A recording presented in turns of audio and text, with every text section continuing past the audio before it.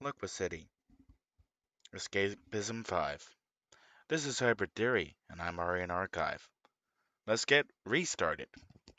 Alright, we rejoin our homecoming characters, Pandemonium and Rabbitanium, after they've already gained a couple of levels, and I've basically spent the last couple of hours attempting to figure out how to pipe game music, the live game music, into OBS, into the open broadcasting software. And as best as I can tell, uh, this is not an internal feature of OBS. You just can't tell it to pipe in an application. All you really get is a generic desktop audio, and that's about it. You have lots of ways to add audio input capture, but again, it's just a generic mix, a jack input client, a media source, but not a specifically already running application that's already exposed through the audio volume controls. I I really I genuinely don't understand uh, what the issue there is. My personal opinion is that it would seem to be a almost trivial task to have OBS pick audio based on the application and just allow you to pipe that application in. That it can't is just confusing. I mean, genuinely confusing. Anyways, part of that was I did kind of have an idea in the background that's predicated on Virtual's streams or his playbacks. When Virtual does a an edited video, he seems to pick music from OC Remix. Well, I still have a file somewhere or an SD card with a ton of OC Remix tracks on it. So I'm kind of contemplating just pulling that out and setting up an older playlist and just running that in the background so that there's something other than, well, me talking. Uh, I mean, I'm sure some people may love to listen to the sound of my voice. I'm not so sure on that. I can hear the destruction in my vocal cords. Anyways, uh, the reason, okay, the reason why I think this is a big deal, and why I took the time in an earlier stream to just uh, take aim and fire at EVGA, who make the XR1 capture card, is that streaming is definitely becoming more popular. Uh, not just in terms of streaming competitive sports, but in general game streaming, just playing, watching people play, the let's play through various games where some people they're not interested in, well, really maybe playing a game, but they are interested in watching somebody else play through it. It's like there's some games that, kind of look at and go, I would never actually play that myself, but it is entertaining watching somebody else go through it. And I realized that there's my first tip. I'm tipped off. All right, there's the Hellion Warehouse. So we'll go ahead and get walking over there. Okay.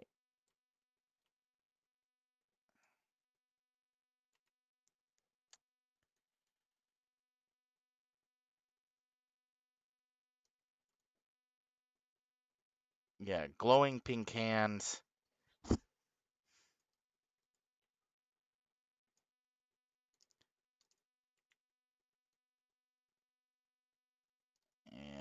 And a glowing pink rifle. Yeah, that's one way to really say, hi, I'm a Hellion.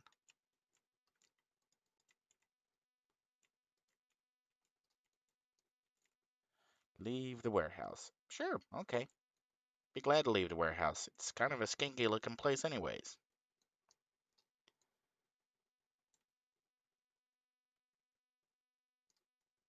And I see that Special Agent, what's the name, is kind of going over some of the same advice that I'm literally live streaming talking about, taking up characters in game.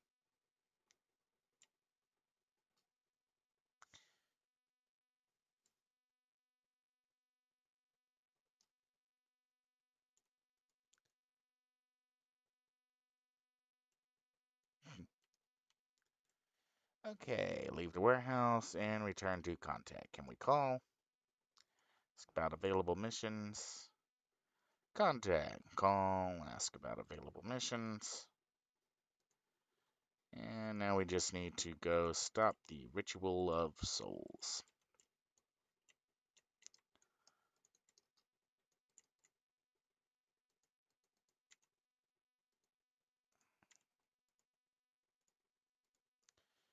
Make sure to turn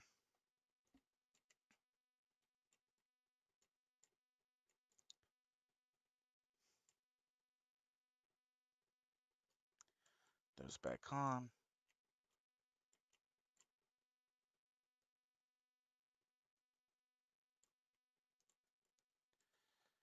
Bum, bum, bum.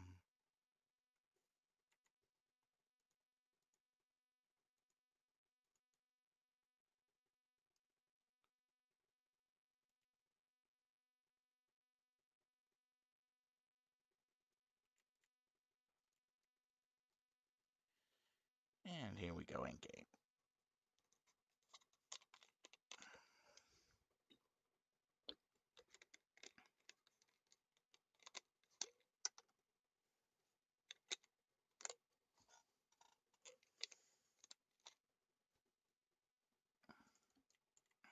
Okay, let's get my tank. And we are onto our first door mission. Well, second door mission if you ignore Flower Knight and Outbreak.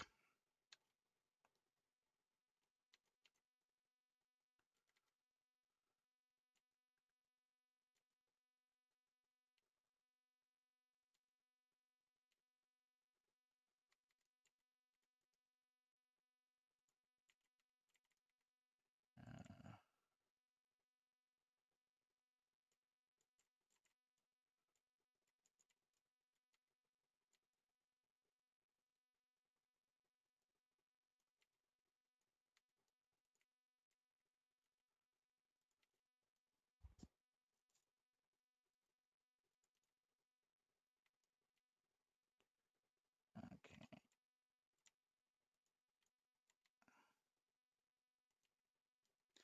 And I remember that, oh yeah, genetic contamination is way down the line. No, not really. I'll get evolving armor, I think, by 12.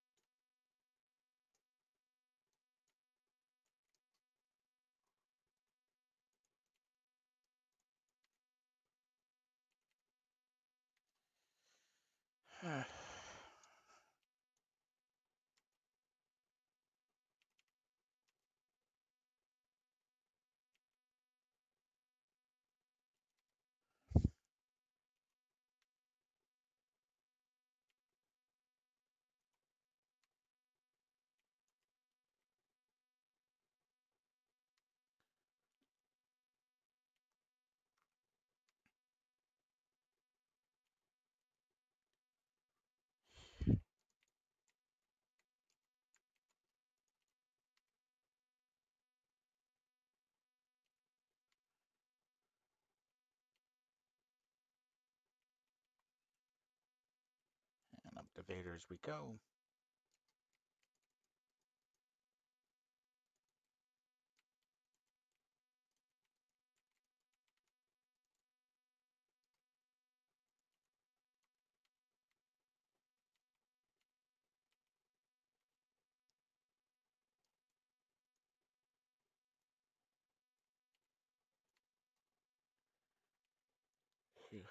Excuse me. Yeah, I just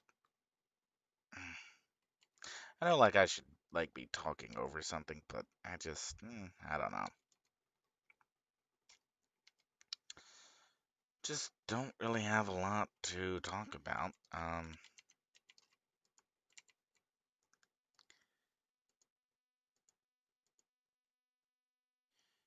Yep. Yes, I want to change to mission completion.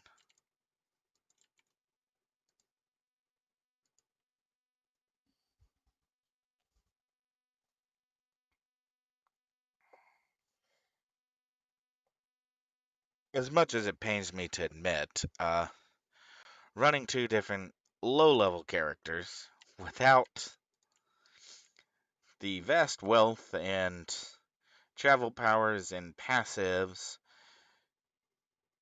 is taking a little bit more concentration. So it's like the only time I really have to talk or think about something is okay. We got a split there somehow.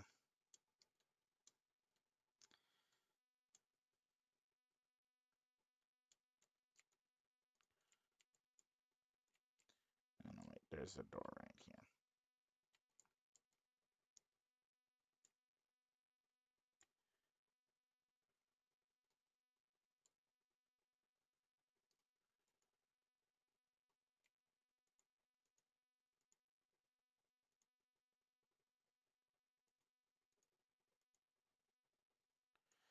And all right, we'll do help Sandra Cost. Okay.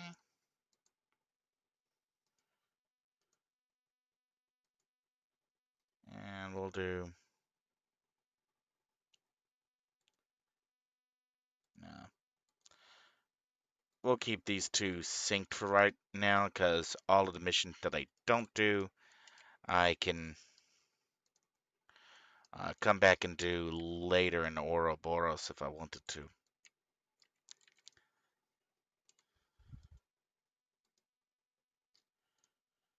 Okay. And gonna skip Snowstorm. Pretty sure I got.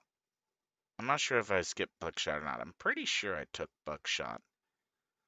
Uh, but actually, we're gonna go ahead and go with uh,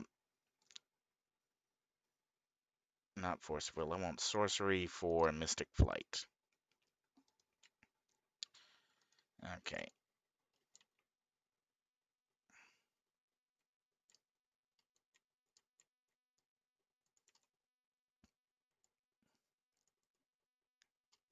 All right. Actually, I think that's auto, so I can skip that for now. We'll put some into Barrage, and we'll go ahead and get a travel power this early. We're probably going to be doing Mighty Leap, so we'll go ahead and take that and plan on that. Okay, now that we have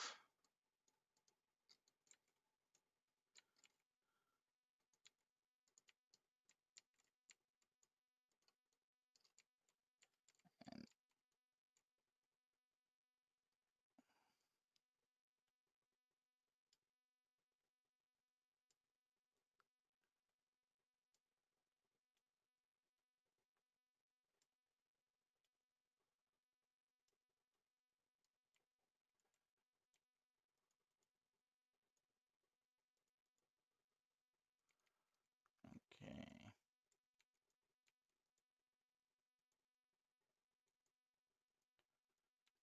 Okay, speak with.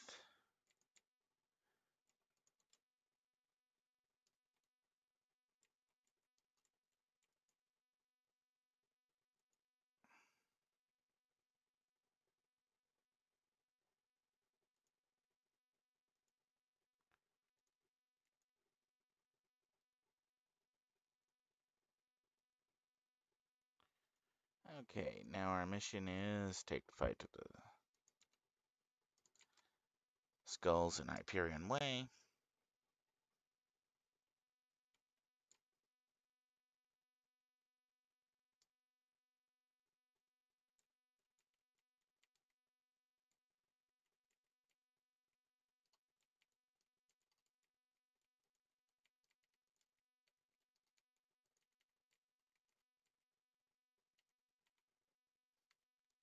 Alright, now we got air support from above. And we got... Going to need to get some endurance reduction going before I can crank that up.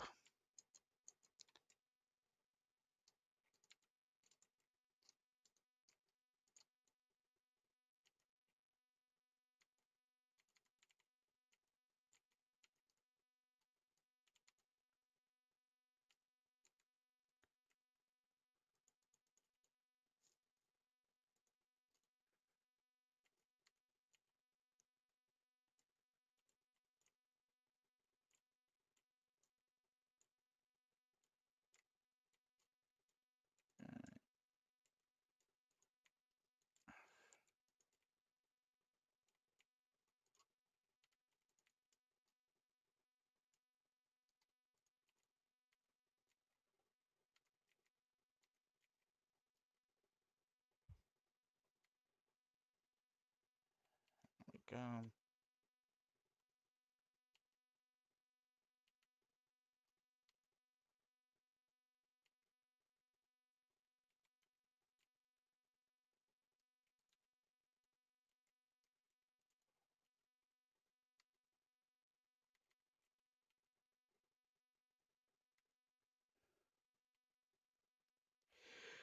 Excuse me. Didn't say this was going to be exciting.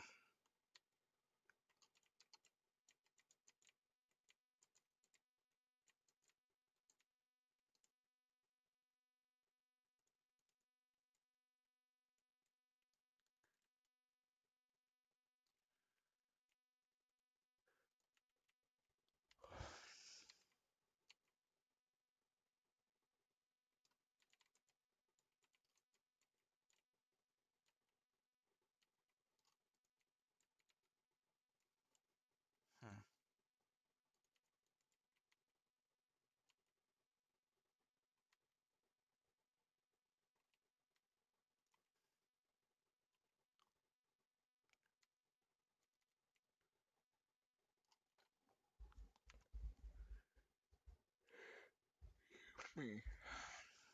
Wow. I'm just yawning like crazy. And there we go. We defeated the skulls and found a recruitment flyer, so let's head back to Sandra.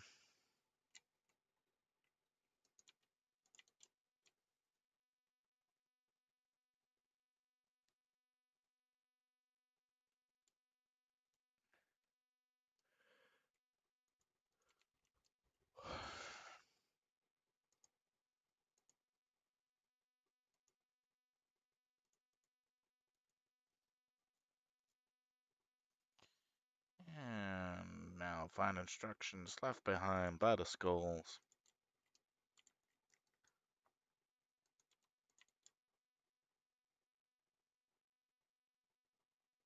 Mhm.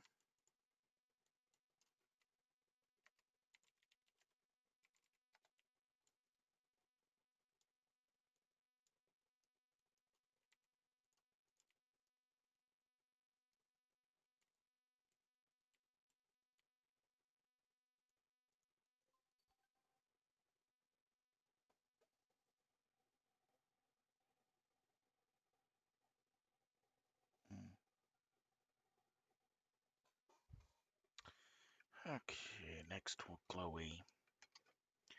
Since we both have the same mission, can I... Whoa, hello. Oh, Tank, get over here.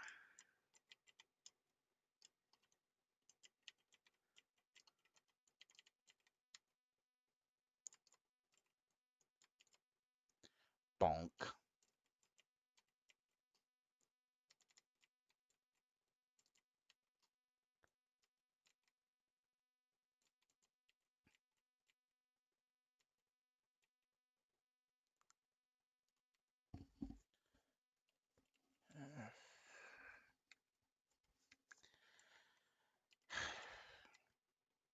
Yeah, no, I probably could find some topics just by opening up my cell phone and just looking at that.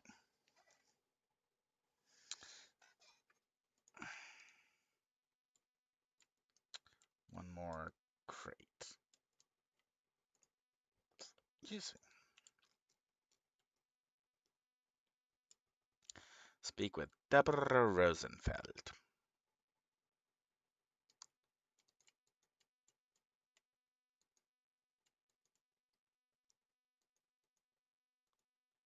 And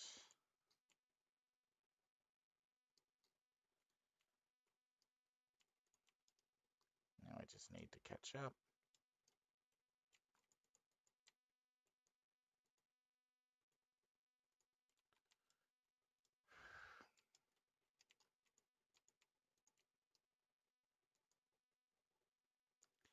Uh,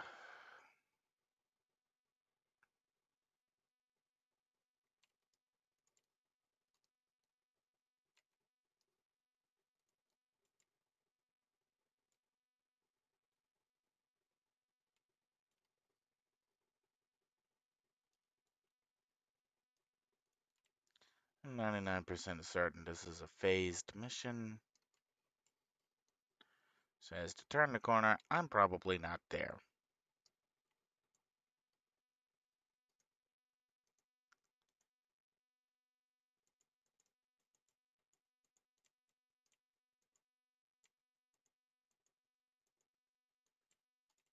Okay. Now I just need to get out of the office complex.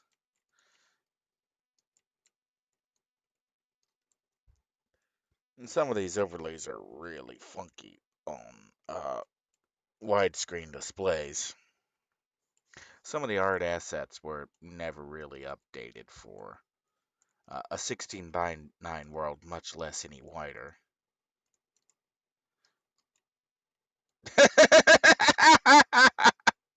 I'm not sure you should use the word pants anywhere near TF Design Penny. Oh, we had conversations about that costume. Woof. All right, contact Sandra. Ask about available missions. Contact. Ask about available missions. And stop the Skull's attack. Alright, let's flip back on flight again.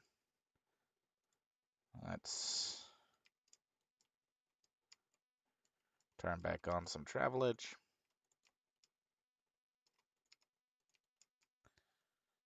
And once again, we are looking for people to rescue. Oh, phased.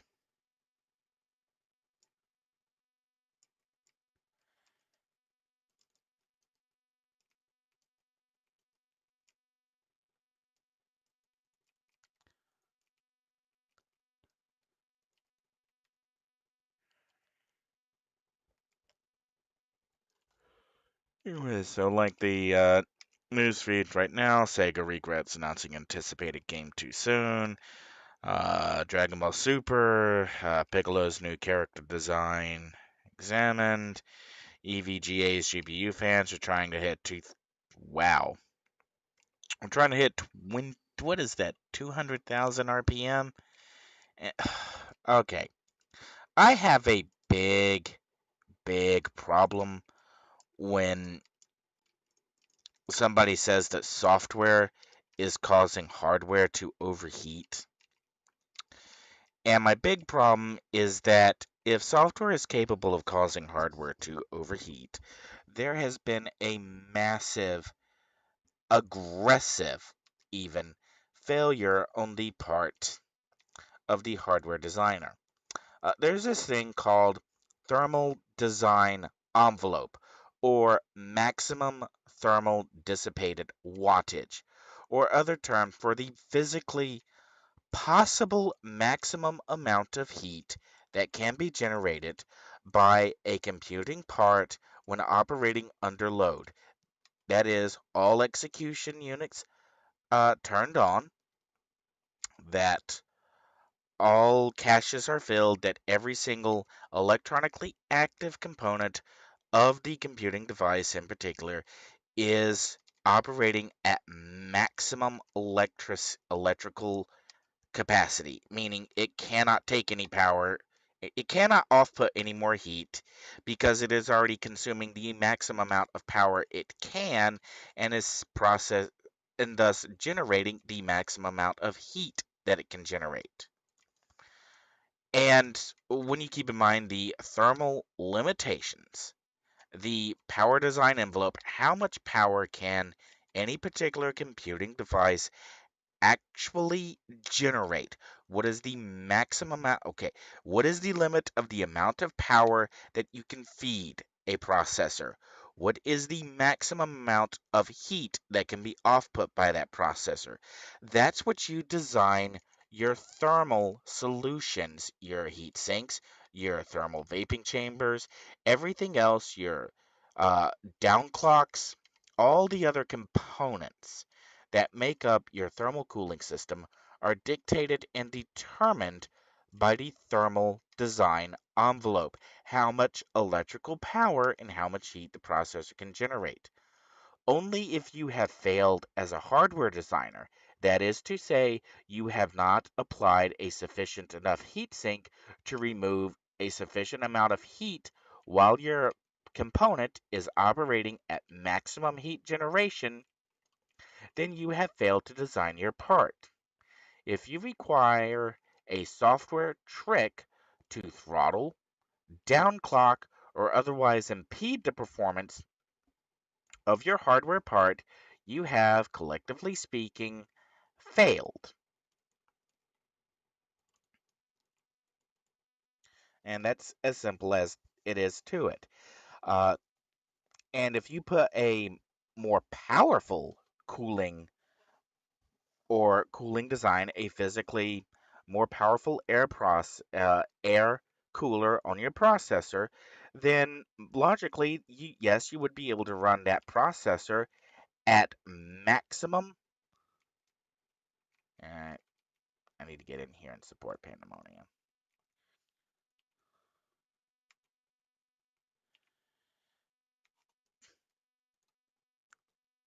All right. Anyways, the idea that software can cause an error for your cooling solution to stop working and not exhaust heat properly again means that there is a problem with the physical construction of the hardware components. And that is my big problem with uh, NVIDIA GPUs being torched by Amazon's New World uh, game. The only possible, physically possible way that that could happen is if the GPUs were incorrectly designed. That is to say, there is not enough hardware in the cooling system to output the amount of heat that the processor can generate. Well, if there's not enough cooling support to cool the processor at maximum thermal output, then that means somebody has some explaining to do on why they failed to do their job. Oh, hey, Steam has finished downloading Phantasy Star Online 2. Now, I don't discount that vendors, add-in board partners, OEMs, whatever, they do take shortcuts and that they will often design thermal solutions around the average thermal envelope, the median amount of power that any particular component will consume, and thus the heat that component will generate. So thus you have like the entire range of Cooler Master products, probably the most misnamed branding of parts on the market ever. I just Okay, in fairness, in recent years, Cooler Master has ceased to be the joke of you see a Cooler Master device, you're already looking at an overclocking or you're looking at an overheating problem because the Cooler Master design simply were not up to the task of cooling what they were being asked to cool. And to be fair, there have been changes in strategies on the parts of manufacturers. Processor vendors now kind of plan on throttling the processor directly to generate less heat, turn off components that aren't being used, turn the clock speed down, and the performance throttling thus supposedly keeps an even thermal envelope. But again, I come back to physical hardware construction. If you're having to do that, then you've pretty much failed on the construction of the hardware. If you do your job right as a in physically manufacturing a computing component, then there should not be any conditions, synthetic or real world, in which an overheat condition can be caused. If there is, then your cooling solution isn't good enough, period. So now there are, I think, maybe good questions to be asked about why New Worlds is making NVIDIA cards overheat and toast out, which would imply a drastically, atrociously bad quality control or build quality on the part of the vendor making the NVIDIA graphics cards, or NVIDIA flat out lied about the thermal characteristics and requirements of the chip to begin with. Yeah, in a choice between a vendor making miscalculation and NVIDIA lying, I'm going to go with NVIDIA lying their pants off. It's just, statistically speaking, the most likely event to have happened. I don't really have any sympathy for anyone whose card was fried, because if you bought an NVIDIA card and it misbehaved or didn't act as you expected it to, hey, welcome to the real world. That's the NVIDIA that people who are not being paid to promote NVIDIA products are aware of. Okay, there, I'll say it. I I'm having a real hard time having coming up with positive things to say about the 1660 Ti that I'm using. It's considering what it was listed at on paper and considering where it performed actually in play in comparison to the R9 290X, when the R9 290X was fully functional, it, I would never have called it good value for money. But anyways, we just hit another level. I need to get up. So let's run 10 ridiculous, overpowered feats of strength by heroes in Marvel. 10 selfish anime characters who learn the value of friendship. Fairy Tale creator is still apparently drawing artwork for Fairy Tale. I thought Fairy Tale had ended. It's okay. I do kind of that does make me think about the Fairy Tale game for the Switch. Probably one of the least optimized games I think the Switch has in terms of performance. Also, if you haven't played it, or I don't know if other platforms have the same problem, but a vast majority of long stretches of the game seem to just be completely missing characters. I mean, like, there are characters who are referenced, who are characters visible talk to, but don't actually appear in artwork or in model. And then there's characters which appear in artwork but never appear in model. You're kind of just told something happened without ever seeing it happen, and that's kind of really odd, awkward.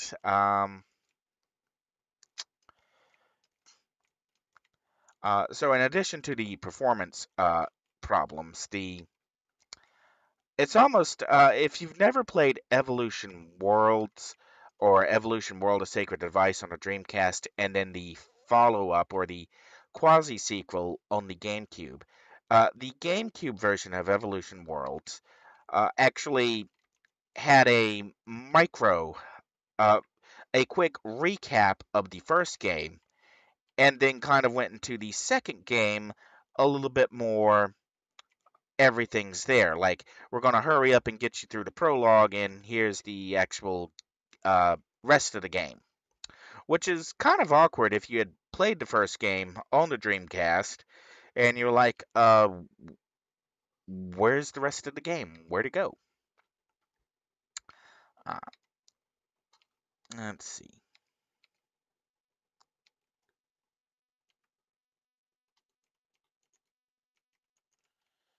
Oh boy. I'm going to. The next few minutes are likely going to be ranting. Okay, first of all, uh, the, the next article up is Netflix's He-Man reboot has been panned by fans and its creator isn't happy.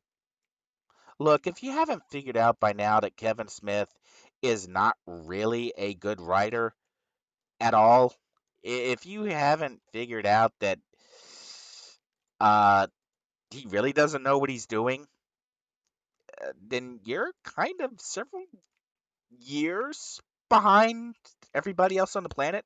Like, literally, everybody else on the planet. Alright, I need to wrap it up there to provide support.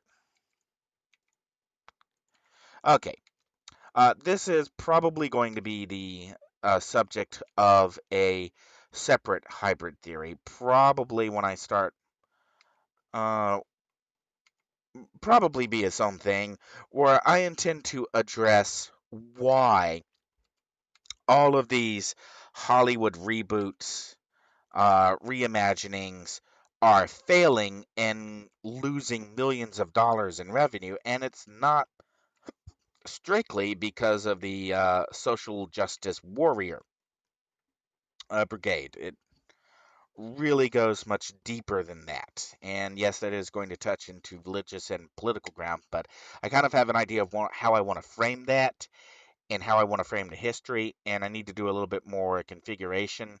Uh, I'm thinking about getting a dock for my phone. Yeah, I can do wireless casting, but um, I kind of there's kind of something. It'll be easier if I have like another piped-in display showing an Android system, uh, so I can demonstrate uh, some of what's some of what I can demonstrate being the causes of the failures uh, in, well, I call it slop culture entertainment. Alright, looks like, okay, I'm still on level 5, so I don't have another power. I am on level 5, right? Okay, so I'm going to skip getting a level, and instead go talk to Aaron. Okay, and then the next one, the next headline, which is likely also to generate a several minutes of rant. Pentagon ground zone report that said China's DJI drones are safe. Where the frig do I start on this one? Okay, I own a DJI drone. I fly DJI drones. Occasionally, I do make enough money to, uh, well, not starve, by taking drone photographs and teaching other people how to fly drones and how to manage drone equipment. Uh, so, keeping that in mind, that I do have a vested interest in DJI products. I am not paid by DJI. I have never accepted a cent from them. They have never contacted me for a promotion or anything else. I have, however, ran a number of DJI drones ranging from their Phantom series to full-blown Mavericks to Mavic Minis to my personal Mavic Air. I have run them all in what is described as a network trap. That is to say that they are run through a network access point that I completely control the input and output of. There are no other sources, and I can compare and directly monitor the actual traffic that is generated. In a network trap environment, in a security, research, repeatable testing, I have never discovered DJI products to ever to never transmit any kind of data that is foreign or external to the data that you expect to be transferred. That is to say, I have not ever determined a case of active spyware in DJI products that I have had hands on with, that I have been able to run network traps on. Now, that being said, some of DJI's some of DJI's software does go to servers that are located in communist controlled China. Some of their servers, much like Zoom, are not strictly under DJI's control. If you go all in for the DJI software ecosystem, then yes, you could plausibly be putting your data at risk to the CCP having root level access to your data. So if you are using drones for some kind of secure purpose, you are filming a submarine from all angles that is yet to be deployed. You are filming an aircraft. You are filming a helicopter. You are uh, doing some research on federal swampland, or you are overviewing a federal facility for cracks in the roof or some other maintenance project where a drone would make more sense to give yourself a better view or a different view of what is going on with the object you are trying to surveil. Yes, if you are using DJI's software exposed components that do have servers that are controlled in CCP land, then yes, that would be a security breach. That would be a massive security concern. However, I caveat this by saying that every single DJI product I have ever used is completely capable of being operated in a network disconnected environment. All photos, films, any kind of information taken during the flight, I have always been able to operate separately of the DJI network connection, and I have been successfully able to delete it from the device and store it elsewhere and not use DJI services. Now, if you are using DJI's film crews, or you or have some other investment with DJI and you are using their software in some capacity, then yes, you do run the risk of a security breach. But that's the same with any third party software vendor that does not have 100% control over their data and their systems because of a socialist government having root access. Okay? So DJI's products, the consumer level products and even the prosumer level products, if you can operate them independently of a network connection, they are probably perfectly fine to use. You probably do not have to worry about any specific security breach or loss of information to the CCP.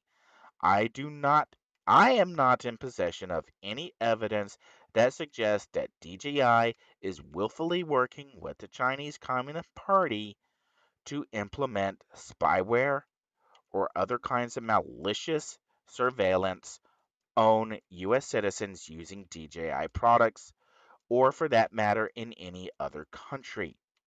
I do think that the Pentagon's claims against DJI are overblown and out of proportion to the risk that DJI products have in regards to information security. Now, that is further caveated, caveated, that is, there are additional complications in that, yes, I think there is a fair case in point to be made that DJI did willfully, knowingly intentionally steal patented, trade protected information from vendors in the United States, from vendors in England, from vendors in France, from vendors in Spain, from vendors in Germany, from vendors in Australia. I do believe that the DJI has knowingly used proprietary information that was neither bought nor licensed in order to improve their drones at an accelerated pace. I do believe that if there was a court of law in which these claims of intellectual property infringement could be argued, I think there is a very good case to be made that DJI's improvements are not solely on the development of form factor in in-house research. Now, that being said, again, caveated, carve out a big hole here. There is an open question as to whether or not other vendors in the drone space were not doing the exact same thing and stealing from everybody else. I'm not saying that's an excuse. I'm not saying that makes it right. I simply am saying, and I'm getting scarily close to dying here.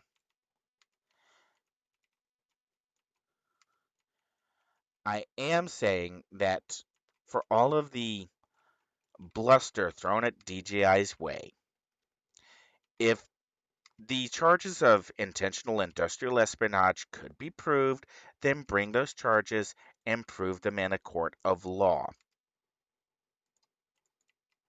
I think they can. I think there's a case there. And I think DJI could could be susceptible to charges on that front.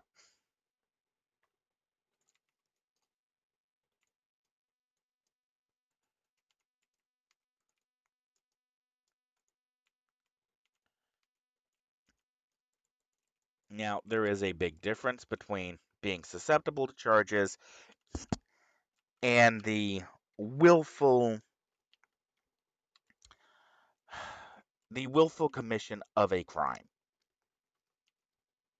And that's really I think a question to be asked here is, okay, yeah, DJI did some things that were, for the most part, incredibly shady. And for the most part, some of their previous successes were entirely and in, due to industrial help they did not earn or pay for. However, as proven by Autel and Skydio, that kind of does cut both ways. Autel and Skydio kind of came along and both handed DJI's butt on a platter. Collectively speaking, Skydio and Autel largely did that by having some really great ideas and focusing on specific technologies that DJI hadn't focused on. Now, fair announcement here, I do have a Skydio drone. I did buy the Skydio 2. I don't fly it very often. And I don't fly it very often because whoa, something is attacking me. Something's attacking the defender. Help tank, help tank.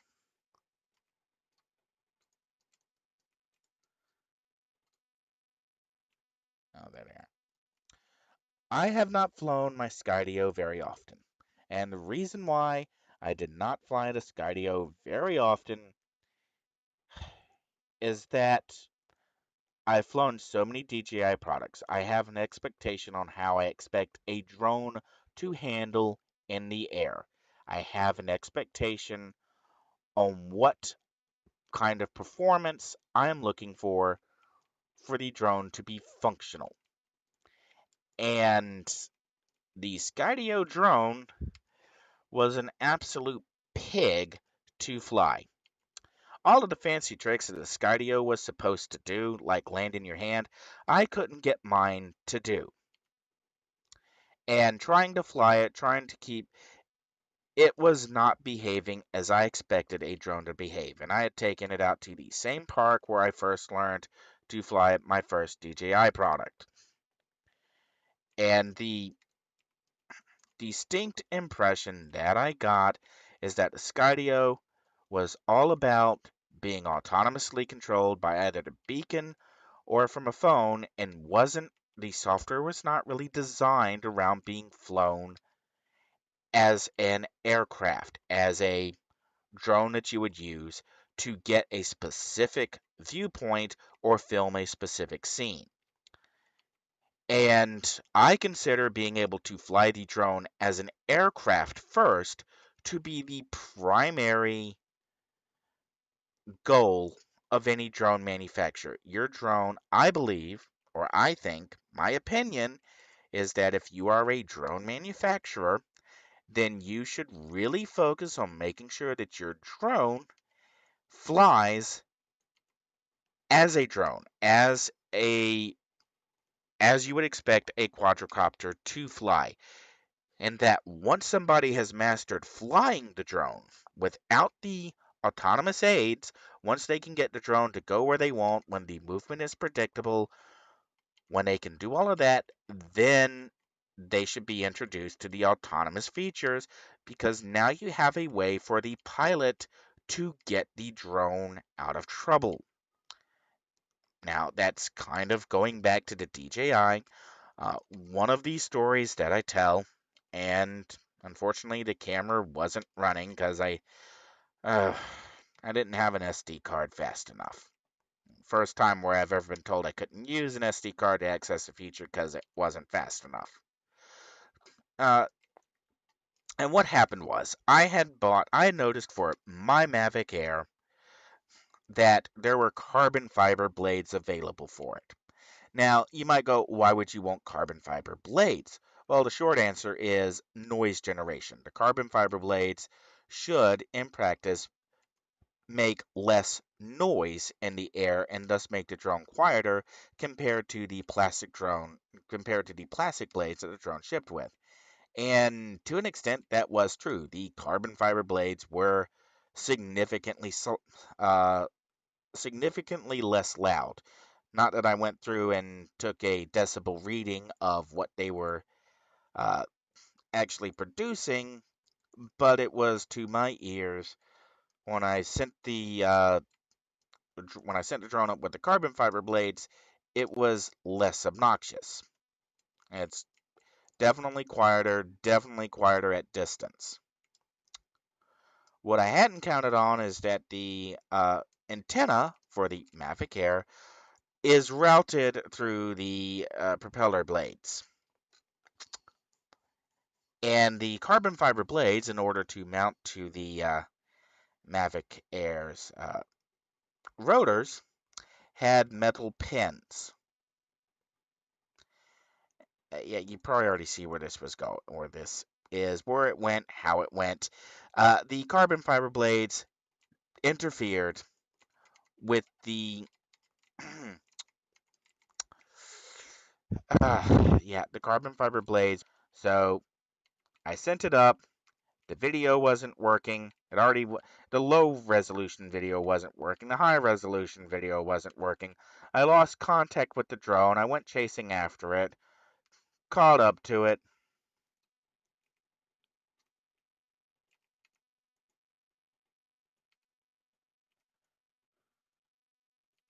Yeah, maybe I should have gone and grabbed that level 6 level up instead of rushing into the mission. Because this is starting to get a little rugged against Arachnos. Sit down, guys. That'll buy me a couple seconds. Alright, so I lost track of the drone. The controller lost track of the drone. I'm running up and down this park, desperately looking for my drone, trying to find it in the air. Where was it? And then at some point, the camera kicked back in. I had a view from it, and the drone was back where it had started from.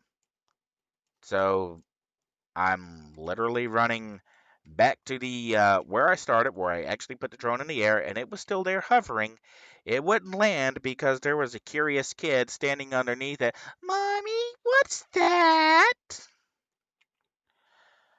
That could have ended so badly. But that's when you find out that the autonomous features do work, it's because they had to step in and control your own stupidity.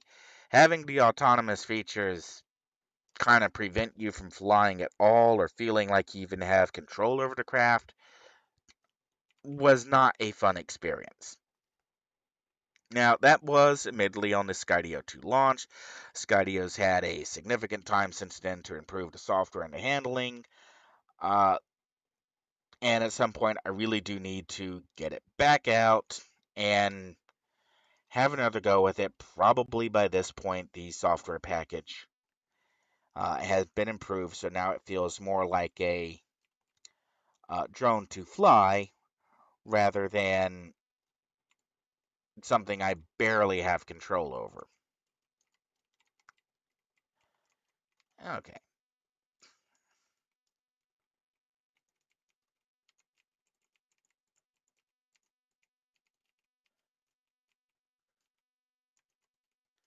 sit down.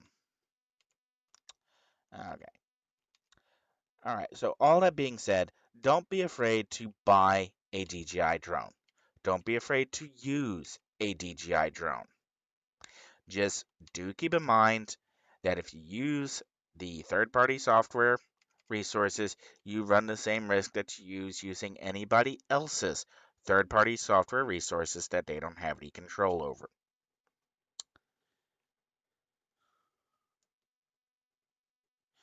Okay, so going down the list, uh,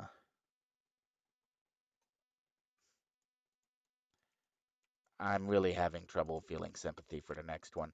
Apparently, a streamer lost it when their subscription to Final Fantasy 14 expired while they were in the middle of a boss fight. Um, quick question. How do you not know when your subscription is coming up for expiration? I mean, serious question. How do you not know that your subscription is coming up for renewal? That's out of all of the subscription games that I've paid for in the past, that's kind of been like number one thing to keep track of is how many months I've got left before I've got to renew. Kind of something you keep on top of with, let's say, Xbox Game Pass Ultimate or PlayStation Plus. You keep track of when your subscriptions are due or when they run out. Not feeling much sympathy there. Uh, Samsung delays Android autofix to September. Oh yeah, it's I'm running into an Android Auto problem right now, with the phone that I'm. All of the phones I've previously used before that supported uh, Android Auto. Most of them are MediaTek chipset phones. Uh, they all work pretty much flawlessly. Uh, but a Qualcomm Snapdragon phone that I got, Uh, every time it connects to Android Auto, it promptly implements a secret equalizer that destroys the quality of the audio. And if I start going in and turning off services and restarting services and uninstall Android Auto and reinstall Android Auto or join the Android Auto beta, suddenly the audio starts working properly and then promptly goes back to the hidden equalizer. I have no idea what's going on there. Uh, list of Intel Xeon E Rocket Lake CPUs leak. Yeah, right. If you believe that it leaked, I have some positive things to say about NVIDIA to tell you. Yeah, Intel's kind of on the ropes right now. Now, how badly Intel is on the ropes? Well, that's really kind of an open question. But Intel needs all of the PR they can get right now, and leaking information or having information leaked is as good a method as any, at least according to Intel, to get some press going. Uh, but everyone knows that the Rocket Lake Xeon CPUs are not going to be comparable to the Ryzen CPUs unless you disable half the Ryzen cores and turn off half the Ryzen's cache. All right. What's next down this list of X-Men, secretive but powerful mutants? I guess because I read stories about comic books? Well, okay. Even Sega thinks the new Sonic game was announced too fast. I'm going to skip the puns there. Another story on the Nintendo Giga Leak. Nintendo's got some serious management problems. I don't know if they can be fixed. My gut reaction would be probably not, or probably not quickly.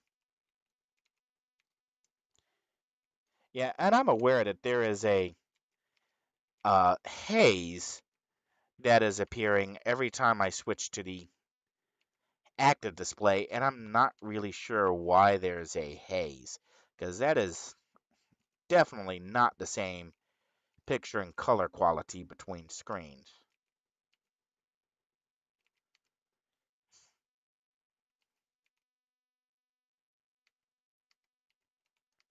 On the other hand, I guess the reason why I haven't pursued it down and tried to figure out what's going on is that it does make it a little bit more easier to tell which window I'm currently controlling.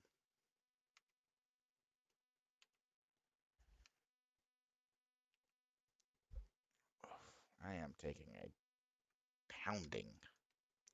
I need to stop. Okay.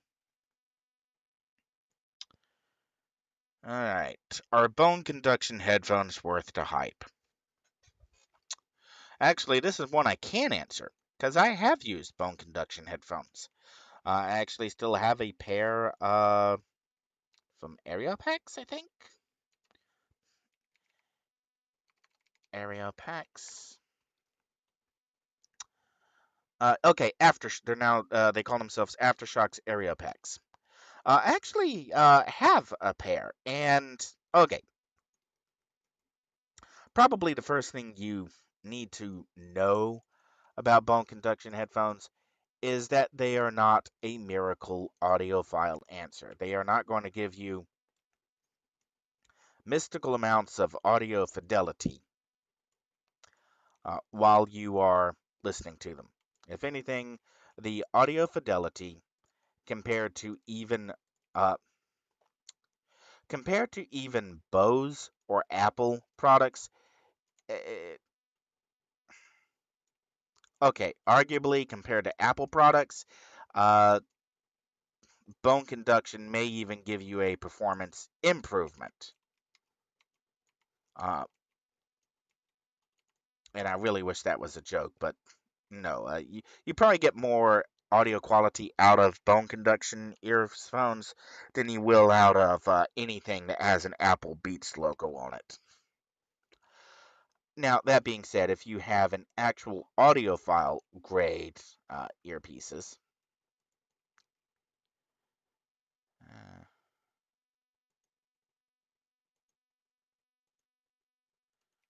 okay, let's make sure that.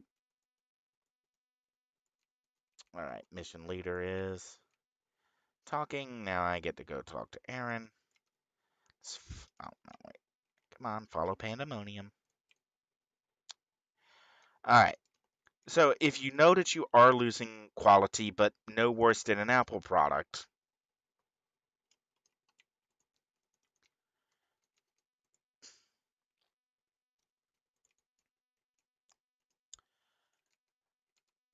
then you probably might be more open to getting a pair of bone conduction headphones. Okay, why would you want bone conduction headphones in the first place? Well, and let me work through this. Let's get her up high.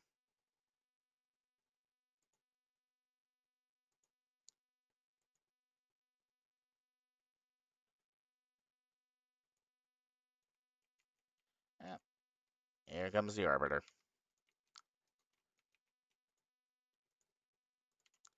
All right.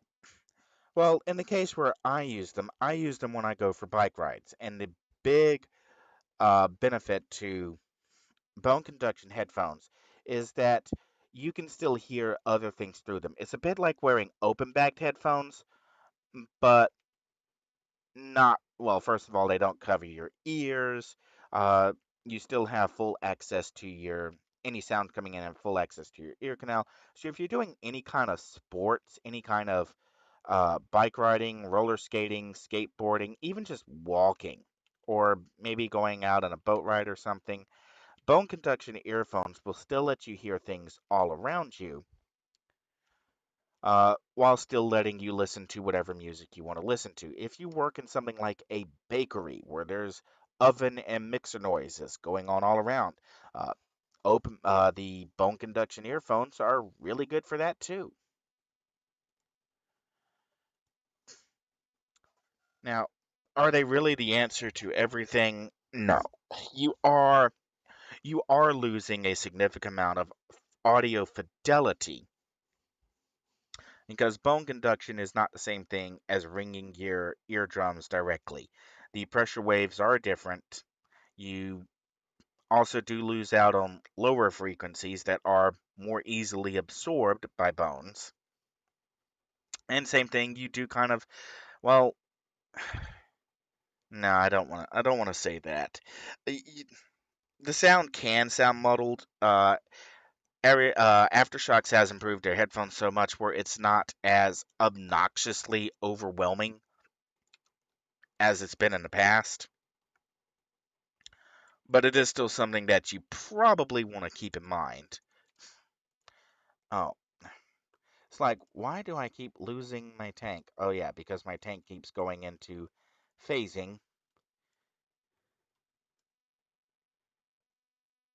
Basically, as soon as you see like the names go gray, that means I've reached a phasing zone. And unless the characters are in the same phase, they can't follow each other.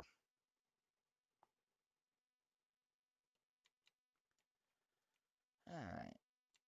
And now we see that Habity's wife is back.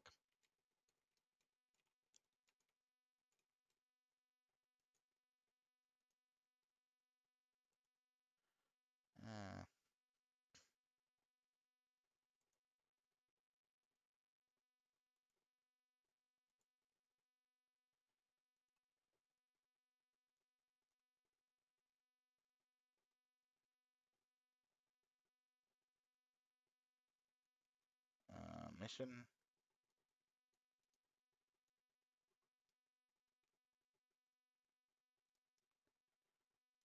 Okay, that's weird. Supposed to be the same mission. Oh well. We will go back through it this time with a little bit. We'll do the upgrades. We'll put a bump on Ice Shield and put another one on Burst. Train up to a new level. We'll grab Glacial Shield. So now I have both shields to hit my tank with. And we'll go ahead and start flying that way.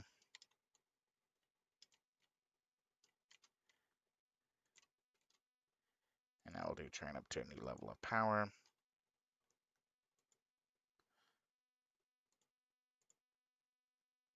Train up. And now we'll take adaptation. And put some more on Barrage, even though I'm probably going to have to do a respec. And now same thing.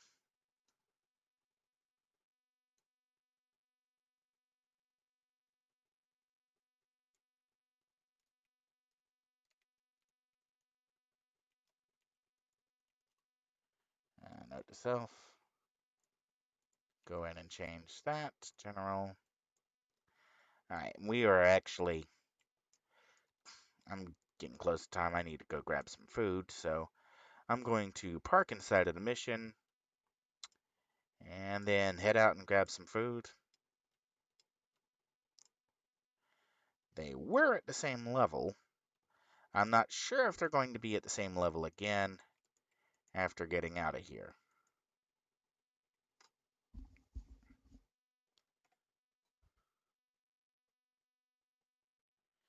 Alright, so this is Aurian Archive, and I'll be back later.